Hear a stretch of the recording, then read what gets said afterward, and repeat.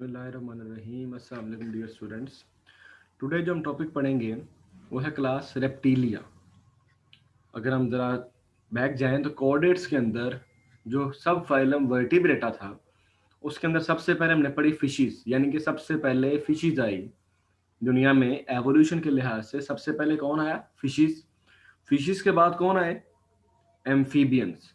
और एम्फीबियंस के बाद जब मजीद चेंजेस आए तो एम्फीबियंस से क्या बन गए? रेप्टाइल्स।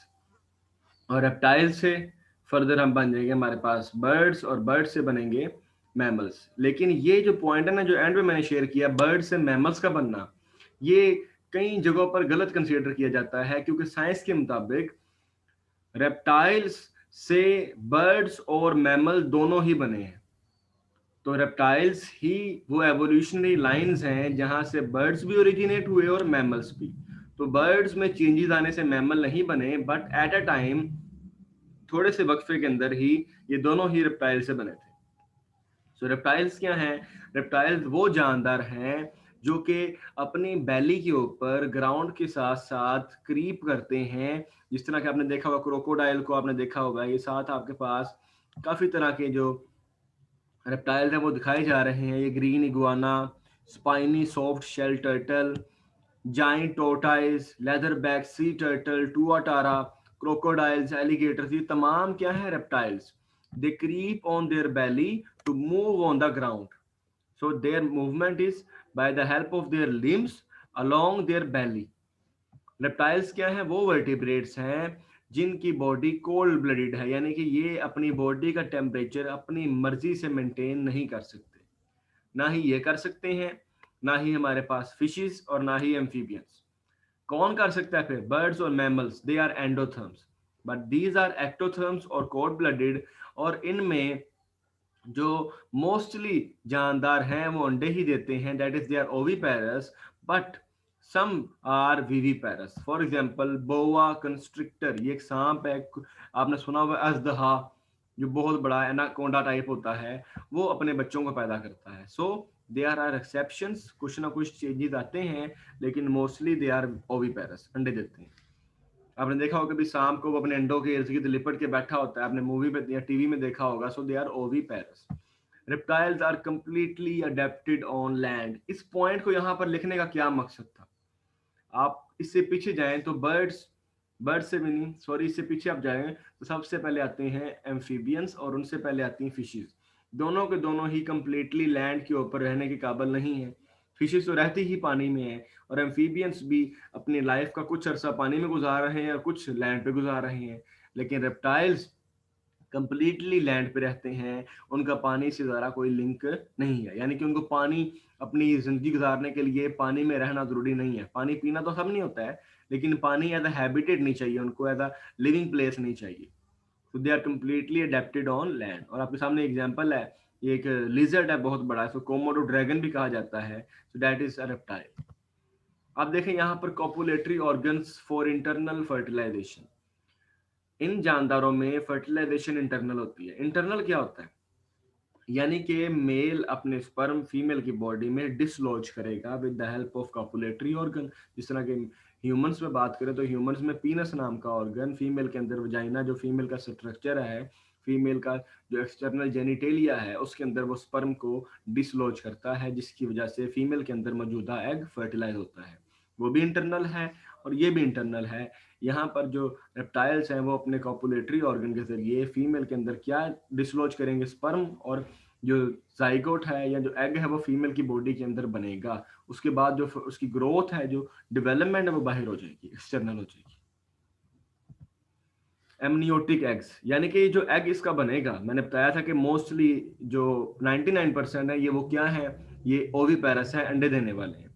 लेकिन इनके अंडे में और जो इससे पिछले जानदार थे उनके अंडों में फर्क है। इनसे पिछले जो जानदार थे वो थे एन एमनियोटिक, यानी कि उनके अंडों के बाहर कोई भी कवरिंग या कोई मजबूत जो शेल है वो नहीं था, वीक थे शेल।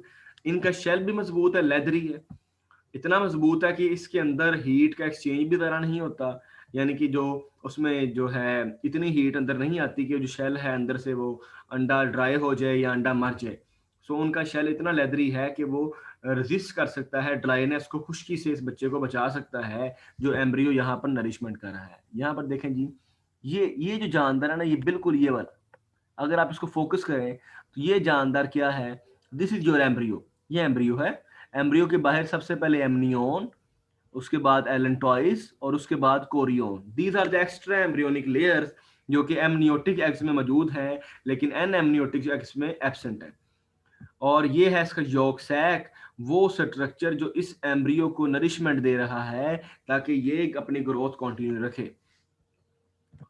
और इनके एग्स में यॉर्क की मिकदार बहुत ज्यादा है ताकि उस बच्चे को नरिशमेंट मिलती रहे। और उसके बाद ये अंडा फट जाएगा, अंडा हैच हो जाएगा और उसमें से ये बच्चा बाहर आ जाएगा। और इनकी स्किन ड्राई स्केली स्किन है ताकि ये लैंड पे रह सकें और अपने प्रीडेटर से भी बच सकें। Whole skin is covered with epidermal scales and it is present in turtles, crocodiles, alligators etcetera. उसके बाद ये एक्स्ट्रा एम्ब्रियोनिक लेयर जो आपको मैंने मजीद अभी बताई थी, उसको मजीद हम देख लेते हैं। ये आपके सामने जी, ये है एम्ब्रियो, ये है यॉर्क जिससे उसको नरिशमेंट मिल रही है, ये यॉर्क सैक जिसके अंदर यॉर्क पड़ी हुई है, इसके इर्द गिर्द एमनियोन, एलेंटोइस और ये कोरियोन है। ये तीनों लेयर्स इसके इर्द गिर्द हैं। और अगर हम बात करें इंसानी फीटस की या इंसानी एम्ब्रियो की, उसके इर्द गिर्द भी ये तीनों लेयर्स होती हैं, लेकिन उसमें अंडा नहीं बनता, उसके अंदर ये ही तीन कवरिंग इसको प्रोटेक्ट कर रही होती है। So these are the extra embryonic layers जो कि अपना काम कर रही हैं और इस बच्चे को नरिशमेंट दे रही हैं, बच्चे में गैस एक्सचेंज करवा रही है, कई फंक्शंस परफॉर्म कर रही हैं। यहाँ पर देखें जी इनके फंक्शंस। एमनियोन इस एम्ब्रियो को, ये देखें जी मैं आपके सामने बड़ा क्लियर करूंगा, ये एम्ब्रियो है, ये चिक की बात करें चूजे की, आपको एग्जांपल देने के लिए, क्योंकि अंडा उसमें भी होता है, अंडा रेप्टाइल्स में भी होता है, दोनों ही एमनियोटिक है। ये क्या है एम्ब्रियो, एम्ब्रियो के इर्द गिर्द ये जो ब्लू ब्लू है ये एमनियोन है। एमनियोन में क्या होगा, एमनियोटिक फ्लूइड, इस फ्लूइड ने इस एम्ब्रियो को घेरा हुआ है। सो यहाँ पर लिखा हुआ है इंक्लोजिस द एम्ब्रियो। और इसके बिल्कुल बाहर ये ग्रीन कलर का स्ट्रक्चर है एलेंटॉइस, जो कि क्या करता है, वेस्ट को स्टोर करता है। कोरियोन ये वाला स्ट्रक्चर है बिल्कुल जी इसके ऊपर, ये कोरियोन क्या करता है, इसके अंदर से वेस्ट को या गैसेस एक्सचेंज करवाता है, यानी कि वो गैसें जो इसको नहीं चाहिए वो निकालनी है और जो चाहिए वो इसको देनी है। तो ये तीनों अपना अपना फंक्शन परफॉर्म कर रही हैं। उसके बाद यॉर्क सैक ये उस बच्चे को क्या प्रोवाइड कर रही है, नरिशमेंट जो बच्चा अंदर ग्रो कर रहा है। ये बात हो रही थी चिक की, हमने साथ ह्यूमन को कंपेयर किया है, ह्यूमन में भी ये तीनों लेयर्स मौजूद है। यहाँ देखिए ये ग्रीन कलर में क्या है, एलेंटॉइस, उसके बाद ये साइडों पे क्या है, कोरियोन, और ये क्या है जी, एलेंटॉइस के साथ ही हमारे पास एमनियोन और ये कोरियोन, ये तीनों लेयर्स मौजूद है। ब्लू कलर में एमनियोन है दोनों तरफ, ग्रीन कलर में दोनों तरफ एलेंटॉइस, और ये पिंक कलर में दोनों तरफ कोरियोन है। लेकिन हमारे अंदर इंसानों में कोई ऐसी यॉर्क सैक मौजूद नहीं है, यानी कि यॉर्क मौजूद नहीं है बेसिकली, क्योंकि ये बच्चा अपनी माँ से खुराक ले रहा है उम्बिलिकल कोड के जरिए प्लेसेंटा के अंदर, क्योंकि ये यूट्रस के अंदर रहता है, माँ के अंदर रहता है। डेवलपमेंट इंटरनल होती है ह्यूमंस के अंदर, लेकिन ये चिक में और ये जो हमारे रेप्टाइल्स हैं इनमें डेवलपमेंट एक्सटर्नल होती है। हार्ट किस तरह का इनका, इनका हार्ट आपके सामने जी बिल्कुल, ये देखें जी, हार्ट के अंदर वेंट्रिकल्स, एट्रियम दोनों है, राइट एट्रियम, उसके बाद लेफ्ट एट्रियम, राइट वेंट्रिकल और लेफ्ट वेंट्रिकल। चैम्बर्स ऑलमोस्ट चार ही हैं, लेकिन फर्क क्या है, इन वेंट्रिकल्स के दरमियान मुकम्मल कंप्लीट जो है पार्टीशन नहीं है। देखिए यहाँ पर ये नाली, ये जो राइट एट्रियम से आ रही है ये गुजर के यहाँ आ रही है, और इस नाली के गुजरने के लिए यहाँ पर ये जो जगह है, इस जगह को हम कहते हैं सेप्टा। तो यहाँ पर एक सेप्टा मौजूद है, एक दीवार मौजूद है जो कि ओपन है। सो ये जो दीवार है, ये जो पूरी दीवार है यहाँ से मिसिंग है, जिसकी वजह से ये नालियां यहाँ से यहाँ जा रही हैं। और इन तमाम के अंदर ऐसे ही है, सिवाय एक, सिवाय एक ऐसे रेप्टाइल के जिसके अंदर ये दीवारें आपस में बिल्कुल सेपरेट हैं, उसका नाम है क्रोकोडाइल। तो एमसीक्यू आ सकता है बच्चों कि ventricle is completely partitioned in crocodiles. Crocodiles के अलावा तमाम रेप्टाइल्स में वेंट्रिकल इनकम्प्लीटली पार्टीशनड है, यानी कि उसके अंदर मुकम्मल दीवार नहीं है। और रेप्टाइल्स के अंदर जो लिम्स हैं, यानी कि वो ऑर्गन्स जिसके जरिए वो मूव करता है, वो बड़े मॉडिफाइड हैं, बेटर हैं, और वो इसीलिए अच्छी तरीके से अपनी बेली के ऊपर पूरी ज़मीन तक वो भाग भी सकता है, क्रीपिंग भी कर सकता है और अपने शिकार की तरफ, शिकार के लिए अपने समझ लें अपने एम की तरफ दौड़ भी सकता है। जैसे आपने देखा क्रोकोडाइल को या लिजर्ड्स को, वो अपने प्रे की तरफ दौड़ लगा देते हैं, रनिंग करते हैं, so that they are creeping basically, क्योंकि वो अपनी बैली के साथ क्रीप कर रहे होते हैं। और रेगुलेशन, थर्मो रेगुलेशन के लिहाज से ये कोल्ड ब्लडेड हैं, ये अपनी बॉडी का टेम्परेचर खुद मेंटेन नहीं कर सकते। ये सर्दियों में गर्मी लेने के लिए बाहर धूप में जाके लेट जाते हैं, और गर्मियों में गर्मी से अगर एक्स्ट्रा गर्मी हो उससे बचने के लिए गारों में घुस जाते हैं। तो ये अपने बिहेवियरल चेंजेस करते हैं, वो अपनी बॉडी के अंदर खुद ब खुद चेंजेस नहीं कर सकते। अपने जो हैबिट है उसको चेंज करके जो ना अपने बॉडी के टेम्परेचर को मेंटेन रखते हैं। So they are the animals which change their body temperature with the changing condition of the environment. यानी कि जिस तरह एनवायरनमेंट का टेम्परेचर बदलेगा, इनकी बॉडी का भी बदल जाएगा। खुद नहीं बदलेंगे, वो एनवायरनमेंट बदलेगा। इसी तरह फिशेस के अंदर भी ऐसे ही होता है, लेकिन बर्ड्स और मैमल्स में ऐसा नहीं होता। बर्ड्स और मैमल्स क्या है, एंडोथर्म्स या वार्म ब्लडेड। हाइबरनेशन, जब ज़रा सर्दियाँ होती हैं या जब ये सर्दियाँ आती हैं तो विंटर के अंदर ये जानदार एक लॉन्ग स्लीप में चले जाते हैं, क्योंकि उस दौरान इनका मेटाबॉलिक रेट, समझ लें इनकी बॉडी जो है वो इस काबिल नहीं होती कि वो ज़िंदा रह सकें ज़्यादा देर। तो उस सीवियर टेम्परेचर से बचने के लिए कि वो मर ना जाए, वो एक लॉन्ग स्लीप वाले अरसे में चले जाते हैं, जिसके अंदर मेटाबॉलिज्म बहुत स्लो हो जाता है बॉडी का, और बॉडी बहुत, समझ ले ऐसे होती है जैसे बंदा, जैसे एक जानदार मरा हुआ है लेकिन वो बेसिकली जिंदा होता है, लेकिन वो समझ ले एक पावर सेविंग मोड पे लगा हुआ है, जिसको हम पावर सेविंग मोड भी कह सकते हैं। So that is hibernation. तो अपने चेंजेस करते हैं बिहेवियर में, यानी कि अब देखें ना, वो जाके गार में सो गया है इतने लंबे अरसे के लिए ताकि वो बच सके। तो that is hibernation, they have behavioural changes. अब एवोल्यूशन ऑफ रेप्टाइल्स की बात करते हैं कि रेप्टाइल्स किस तरह इवॉल्व हुए। तो यहाँ पर देखें जी, रेप्टाइल्स एम्फीबियंस से इवॉल्व हुए हैं, हम बढ़ चुके हैं पहले। फिशेस से एम्फीबियंस बने, एम्फीबियंस से रेप्टाइल्स बने। तो टर्टल, स्नेक, डायनासोर्स, ये तमाम आहिस्ता आहिस्ता इवॉल्व हुए हैं। किन से इवॉल्व हुए हैं जी? ये इवॉल्व हुए हैं एम्फीबियंस से। अब यहाँ पर ये ध्यान समझना है आपने, अगर आपको याद हो फाइलेटिक लीनिएज चैप्टर 1 जो आपके स्मार्ट सिलेबस में नहीं है, लेकिन स्मार्ट सिलेबस के अलावा तमाम ओवरऑल कंप्लीट सिलेबस में ये मौजूद है। तो सबसे पहले जो ईरा आया वो था आर्कियोजोइक ईरा, जो यहाँ पर मेंशन नहीं है, जिसमें आर्कियो बैक्टीरिया आया। उसके बाद प्रोटीरोजोइक ईरा, फिर पैलियोजोइक, मेसोजोइक और सीनोजोइक। सीनोजोइक ईरा वो है जो अब चल रहा है। सो आपका ईरा जो अभी चल रहा है वो कौन सा है? सीनोजोइक। और जब रेप्टाइल्स आए थे वो ईरा था मीजोजोइक। तो मीजोजोइक ईरा में कौन सा पीरियड जिसमें सबसे ज्यादा रेप्टाइल्स थे, उसका नाम है जुरासिक पीरियड। और ये क्रीटेशियस, और क्रीटेशियस के बाद रेप्टाइल्स कम हो गए और बर्ड्स और मैमल्स जो है वो इवॉल्व हो गए, ओरिजिनेट हो गए।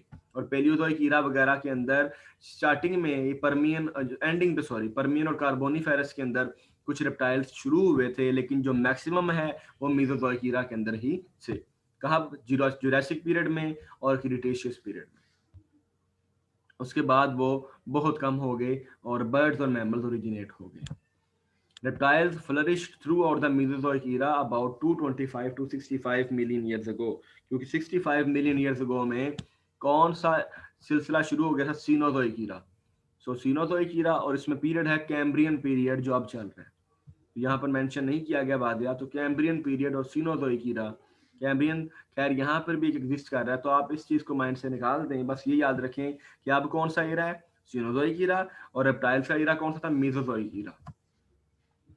और टाइमिंग उसकी जो ईयर्स हैं वो 225 से 65 मिलियन ईयर्स। अब क्लाइमेट जो कैसे चेंजेस आए एनवायरनमेंट में कि ये तमाम जानदार मर गए। अब देखें ना, आपने डायनासोर देखे हैं? नहीं। तो डायनासोर आपने क्यों नहीं देखे? किधर चले गए डायनासोर्स? डायनासोर्स एक्सटिंक्ट हो गए, मर गए। कैसे? जो टर्शरी पीरियड था, यहाँ पर देखें जी, ये है टर्शरी पीरियड जो कि सीनोजोइक ईरा के अंदर है। मैंने बताया कि बर्ड्स और मैमल्स बढ़ गए थे, रेप्टाइल्स कम हो गए थे। तो टर्शरी ईरा के अंदर ऐसा क्लाइमेट बन गया कि ये तमाम जानदार मर गए। कई थ्योरीज हैं, किन थ्योरीज में ऐसा आता है कि वोल्केनिक इरप्शंस हुई, वोल्केनोस फटे, उसके बाद हीट इतनी बढ़ गई, और ऊपर से क्या नाम है, स्नो फॉलिंग नहीं हम कहेंगे, उसमें हम ये कह सकते हैं जी स्टोन फॉलिंग हुई। या कई थ्योरीज हैं जिसके मुताबिक ये कहा जाता है कि जो रेप्टाइल्स, जो बड़े रेप्टाइल्स डायनासोर वगैरह वो मर गए, और जो छोटे डायनासोर रेप्टाइल्स से वो बच गए। जिस तरह की ये हमारे पास क्रोकोडाइल्स और स्नेक्स वगैरह हैं, और कुछ इवॉल्व हो गए। तो रेप्टाइल्स कब मरे टर्शियरी पीरियड के अंदर, रेप्टाइल्स की एक्सटिंक्शन हुई। तो एमसीक्यू आ सकता है मोस्ट ऑफ द एक्सटिंक्शन कब हुई, टर्शियरी पीरियड में। रेप्टाइल्स के ग्रुप्स, देवर डजन लाइंस ऑफ रेप्टाइल्स, यानी कि कई दर्जनों ग्रुप्स थे, लेकिन अब जो सिर्फ है वो कितने रह गए हैं, 4। Due to extinction, due to great extinction सिर्फ 4 डजन रह गए हैं। पहले सेवरल डजन थे, यानी कि सैकड़ों की तादाद में इनकी नस्लें थी, लेकिन अब सिर्फ कुछ डजन रह गए हैं। डजन क्या होता है, 12, यानी कि 40 to 50 जो है इसके ग्रुप्स वो रह गए हैं। मॉडर्न रेप्टाइल्स डायनासोर से ही इवॉल्व हुए हैं। देखिए जी, डायनासोर जुरासिक पीरियड के अंदर मौजूद थे, ये भी एमसीक्यूज है, और क्रिटेशियस पीरियड के अंदर ही मौजूद थे। So dinosaurs were present in Jurassic and Cretaceous period. Jurassic period का जो टाइमिंग है वो 195 से 135 मिलियन ईयर्स, और क्रिटेशियस में 113 to 65 मिलियन ईयर्स। अब 4 जो ग्रुप्स लिविंग रेप्टाइल्स के मौजूद हैं उनकी बात कर लेते हैं। सबसे पहले लिजर्ड्स और स्नेक्स हैं, जो आप आम तौर पर देखते हैं। ये लिजर्ड्स हैं, छिपकलियां वगैरह आपकी, और ये स्नेक्स हैं आपके सांप। और टुआटारा स्फिनोडोन इसको साइंटिफिकली कहते हैं। ये भी एक लिजर्ड टाइप है जो कि अब न्यूजीलैंड में मौजूद है, और ये जानदार डायनासोर्स की ईरा में भी मौजूद था और अभी भी मौजूद है, लेकिन इसमें थोड़े बहुत चेंजेस आ गए हैं। तो ये कब कहाँ पर मौजूद है, न्यूजीलैंड में। नाम क्या इसका, टुआटारा क्रोकोडाइल्स। ये बेसिकली वो हैं जो कि जिनसे मॉडर्न बर्ड बना है। तो सुनने में या कहने में यही आता है साइंटिफिकली कि these are the offshoot of the stock. Stock क्या है, groups from which modern birds are derived. तो मॉडर्न बर्ड्स क्रोकोडाइल से ही ओरिजिनेट हुए हैं। उसके बाद टोर्टाइज एंड टर्टल।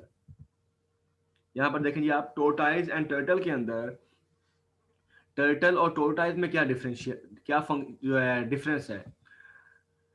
यहां पर यह बताया गया है कि जो टर्टल है ना, टर्टल पानी में कहाँ रहते हैं, ज्यादातर पानी में। और टोर्टाइज कहाँ पर रहते हैं, ज्यादातर समुद्रों जमीन के ऊपर। यानी कि टोर्टाइज टेरेस्ट्रियल हैं और टर्टल क्या थे, एक्वेटिक। तो यहाँ पर भी हम देख सकते हैं, टर्टल देखिए कहाँ पर रह रहा है, पानी में, और ये टोर्टाइज कहाँ पर रह रहा है, जमीन में। सो दोनों ही ऑलमोस्ट मिलते जुलते हैं, लेकिन दोनों के रहने का तरीका अलग है, दोनों में फर्क है। टर्टल कहाँ रहता है, पानी में, और टोर्टाइज कहाँ पर रहता है, लैंड में।